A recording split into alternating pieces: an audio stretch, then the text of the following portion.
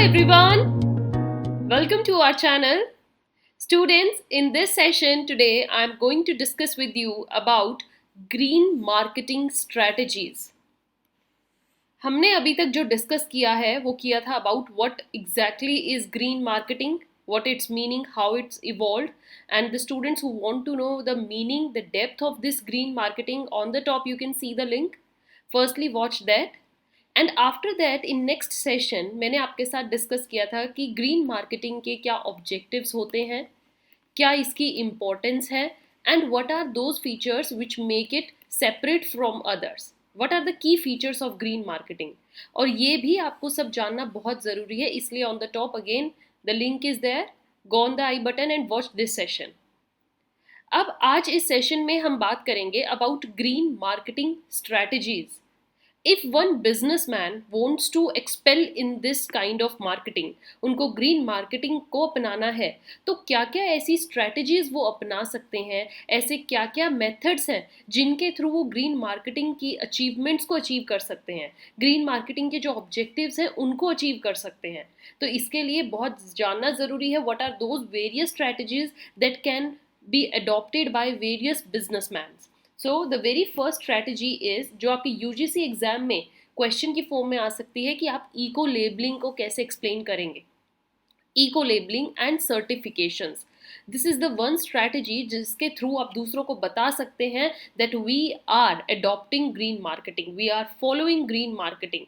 Eco labelling कैसे, जैसे मैंने आपको बताया था कि प्रोडक्ट्स पर आप अलग से लेबल कर सकते हैं, मेंशन कर सकते हैं कि आपका ये प्रोडक्ट इको फ्रेंडली है या नहीं.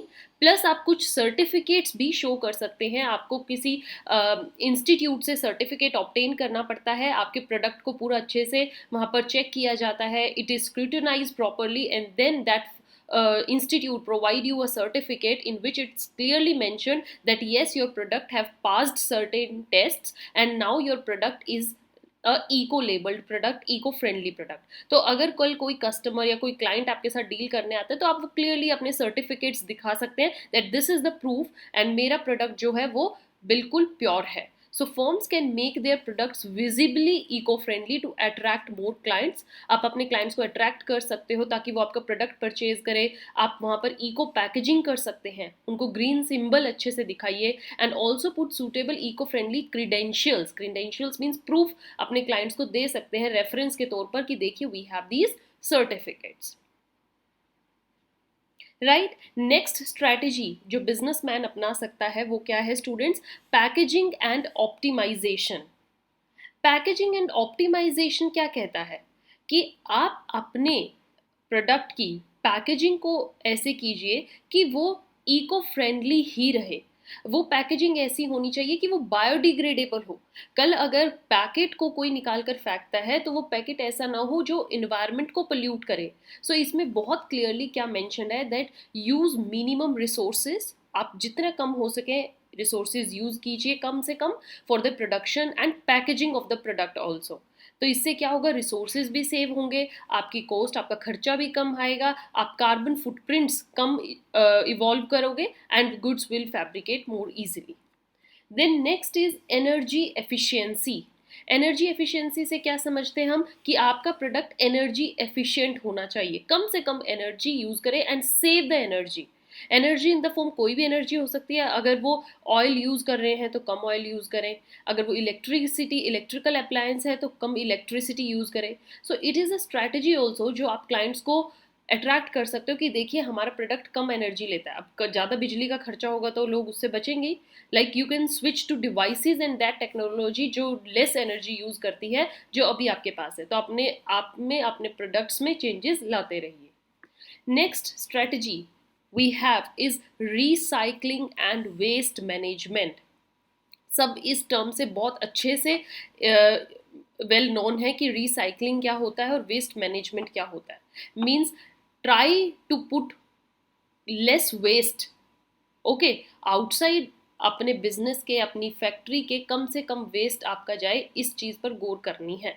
रिसाइकलिंग पर ज़्यादा ध्यान दीजिए कि आपका जो वेस्ट है क्या आप उसको फर्दर यूज़ कर सकते हो, क्या आप उसको फिर से यूज़ कर सकते हो. जैसे आपने देखा हो कैंस होती हैं, इनको क्रश करके आप दोबारा से इनको रिसाइकिल कर सकते हो. कर सकते हो ना, जैसे जार्स होते हैं आप इनको दोबारा से रिसाइकिल कर सकते हो, इनको रिफिल किसी और चीज़ में कर सकते हो, बॉटल्स जो होती हैं वो भी रिसाइकिल हो जाती है। So if a firm switches to green marketing, अगर कोई भी फर्म ग्रीन मार्केटिंग को अपनाना चाहती है तो उनका मेजर ध्यान किस पर होना चाहिए कि कम से कम वेस्ट वो डिस्पोज करें, कम से कम वेस्ट निकालें, और अगर कुछ वेस्ट निकलता भी है तो उसको कैसे रिसाइकिल किया जाएगा। उनका जो स्क्रैप होता है, scrap is the extra thing that taken out of the product, उस स्क्रैप को वो कैसे यूज कर सकते हैं, बिकॉज इससे क्या होगा, they can benefit the climate. Yes, they can benefit in saving the environment a lot. After then, next strategy is cause related marketing. Cause related marketing means आपकी मार्केटिंग जो होनी चाहिए वो क्लियरली फोकस करे कि आप किस कॉज के लिए इसको कर रहे हो। आप क्या सेव, सपोज आपका प्रोडक्ट है या कुछ ऐसा है, आपका कॉज है we have to save water, then it should be clearly like this कि आपका फोकस वाटर को सेव करने पे है।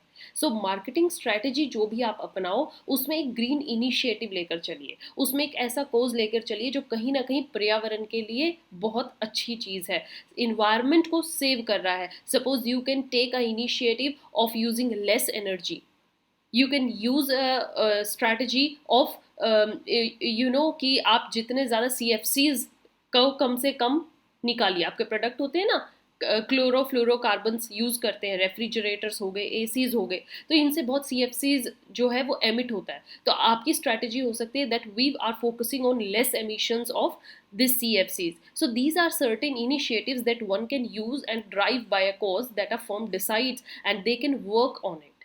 कोई भी एक इनिशिएटिव ले लीजिए और उस पर काम कीजिए। So these are the certain strategies that a businessman can adopt to increase their scope to explore in the green marketing, and जिससे उनका नेम फेम रेपुटेशन भी बढ़ती है। अब मैंने आपके लिए बहुत ईजी करने के लिए there are certain green marketing examples जो ऑलरेडी बिग फर्म्स हैं वो ग्रीन मार्केटिंग को अडॉप्ट कर रही हैं। कैसे कर रही हैं, we have certain examples in India. तो सबसे पहला जो ग्रीन मार्केटिंग और यू कैन से CSR जिस फर्म ने सबसे पहले अडॉप्ट करी थी इंडिया में वो थे Tatas. You all are well known with this name. तो टाटाज जो है they are adopting green marketing, they are following CSR, corporate social responsibility. How, देखिए टाटा मोटर्स जो है दे इनिशिएटेड इलेक्ट्रिक रेवोल्यूशन, वो सबसे बड़ा एक इलेक्ट्रिक रेवोल्यूशन लेकर आए। कैसे लेकर आए, उन्होंने इलेक्ट्रिसिटी वर्ल्ड में चेंज लेकर आए, इंट्रोड्यूसिंग इलेक्ट्रिक व्हीकल्स, EVs। कितनी सारी हमारे पास अब टाटाज, अब तो और कंपनी भी ये निकालने लगी हैं, तो इलेक्ट्रिक व्हीकल्स आ गए हैं। You can see thousands of cars running on the roads that are EVs and their aim is to use less fuel. वो फ्यूल एफिशिएंट है, फ्यूल यूज़ नहीं करती हैं, एंड दैट्स वाई वो एनर्जी जो है चार्ज करो फिर से गाड़ी चलेगी, चार्ज करिए बैटरी को गाड़ी चलेगी। तो that's a non renewable energy resources, okay, sorry, renewable energy resource and less non renewable energy resources का यूज हो रहा है। The next firm we have is Hindustan Unilever Limited, HUL, इसका भी नाम सबने सुना है, हिंदुस्तान यूनिलीवर लिमिटेड। ये कैसे ग्रीन मार्केटिंग में अपनी हेल्प दे रही है इकोनॉमी में। It initiated the idea of स्वच्छ आदत एंड स्वच्छ भारत। इन्होंने इस आइडिया को अडॉप्ट किया था, स्वच्छ आदत स्वच्छ भारत। यहाँ पर ये क्या कर रहे थे कि इनका मेजर कॉज जो इन्होंने उठाया था वो था वाटर कंजर्वेशन। इस पर फोकस किया था कि पानी को बचाना है and to use clean sanitation practices, आसपास सफाई रखेंगे तो इन्वायरमेंट भी साफ रहेगा। After then, next one more firm or one more example for you is about Infosys.